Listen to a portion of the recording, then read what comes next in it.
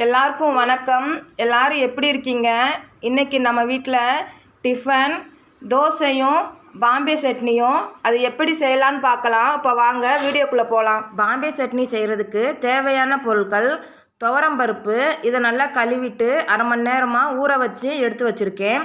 அப்புறம் ஒரு தக்காளி, 3 பச்சை மிளகாய், 4 பல் பூண்டு, இதில் கொஞ்சமாக தேங்காய் எடுத்துக்கிட்டால் போதும். இதுதான். இது எல்லாத்தையும் ஒன்றா சேர்த்து மிக்சியில் நல்லா அரைச்சி எடுத்துக்கணும்.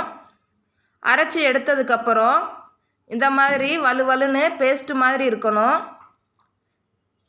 அதுக்கடுத்து அடுப்பை பற்ற வச்சுட்டு கடாய் வச்சுக்கிட்டு அதில் 2 ஸ்பூன் எண்ணெய் ஊற்றிக்கிட்டு கடுகு உளுந்தும் போட்டுக்கிறோம். ரெண்டும் பொரிஞ்சதுக்கப்புறம் நம்ம பொடிசாக வெட்டி வச்சுருக்க வெங்காயம் ஆட் பண்ணிக்கணும். இப்போ நான் பெரிய வெங்காயம் ஆட் பண்ணியிருக்கேன். இதில் சின்ன வெங்காயம் ஆட் பண்ணோம்னா இன்னும் டேஸ்ட்டாக இருக்கும். அதில் வெங்காயம் தான் மெயின். நம்ம எவ்வளோ வெங்காயம் ஆட் பண்ணுறோமோ அந்த அளவுக்கு டேஸ்ட்டாக இருக்கும். இப்போ வெங்காயம் ஒரு பொன்னிறமாக வதங்கட்டும். இப்போ அரைச்சி வச்சுருக்க இந்த பேஸ்ட்டில் தேவையான அளவுக்கு உப்பு சேர்த்து நல்லா கலக்கி எடுத்துக்கிறேன். ஏன்னா நான் நேராகவே இதை சேர்த்ததுக்கப்புறம் உப்பு சேர்த்தனா உப்பு அதிகமாகிடுச்சுன்னா குறைக்கிறது கஷ்டம். அதனால் இதுலேயே நான் உப்பு சேர்த்துக்கிறேன். 1 கப் அளவுக்கு தண்ணி சேர்த்துக்கிறேன். தண்ணி அதிகமானாலும் பிரச்சனை இல்லை. ஏன்னா கொதிக்கிறப்ப தண்ணியெல்லாம் இழுத்துட்டு வேகமாக கிரேவி ஆயிரும். இப்போ வெங்காயம் வதங்கினதுக்கப்புறம் அரைச்சி வச்சுருக்க மசாலா உப்பும் தண்ணியும் சேர்த்து மிக்ஸ் பண்ணிக்கிறோம். இதை அப்பப்போ கிளறி விட்டுகிட்டே இருக்கணும். ஹை ஃப்ளேமில் வைக்காமல் மீடியம் ஃப்ளேமில் வச்சு அடிக்கடி கிளறி விட்டுக்கிட்டே இருக்கணும். இந்த மேலே ஒயிட் கலரில் இருக்கு இல்லையா தண்ணி, இதெல்லாமே நல்லா வற்றி கிரேவியாக மாறிடும்.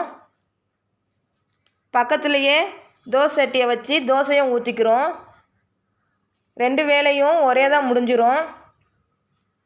இதே மாதிரி நீங்களும் செஞ்சு பாருங்கள், ரொம்ப டேஸ்ட்டாக இருக்கும். இப்போ பாருங்கள், ஒரு 5 நிமிஷத்துலேயே இந்த தண்ணியெல்லாம் வற்றி கிரேவியாக மாறிடும். அடிக்கடி இந்த மாதிரி கிளறி விட்டுக்கிட்டே இருக்கணும். இப்போ மேலே இருந்த ஒயிட் கலரில் நுரையா இருந்துச்சு இல்லையா, அந்த தண்ணியெல்லாம் வத்திருச்சு, கிரேவியாக மாறிடுச்சு, தெறிக்குது. அதனால தான் மீடியம் ஃப்ளேமில் வைக்க சொன்னேன். இல்லைன்னா வெளியெல்லாம் செதற ஆரம்பிச்சிரும், மேலெல்லாம் பட்டுச்சுன்னா புண்ணாயிரும். இப்போ தோசையும் ரெடி ஆயிடுச்சு, சட்னியும் ரெடி ஆயிடுச்சு. இது வேகமாகவே செஞ்சிடலாம், ரொம்ப டேஸ்ட்டாக இருக்கும். ஆனால் எல்லாமே கரெக்டான அளவில் நீங்கள் ஆட் பண்ணால் நல்லாயிருக்கும். எப்படி கொதிக்குதுன்னு பாருங்கள். அடிக்கடி கிளறி விட்டுட்டே இருக்கணும், இல்லைன்னா கீழே பிடிக்க ஆரம்பிச்சிரும். மீடியம் ஃப்ளேமில் வச்சு அடிக்கடி இந்த மாதிரி கிளறணும். இப்போ தோசையும் சட்னியும் ரெடி ஆயிடுச்சு, நாங்கள் சாப்பிட போகிறோம். நீங்களும் இதே மாதிரி செஞ்சு சாப்பிட்டு பார்த்துட்டு எப்படி இருந்துச்சுன்னு சொல்லுங்கள். நம்ம சேனலை சப்ஸ்கிரைப் பண்ணிவிட்டு பக்கத்தில் இருக்க பெல் பட்டனையும் கிளிக் பண்ணிடுங்க.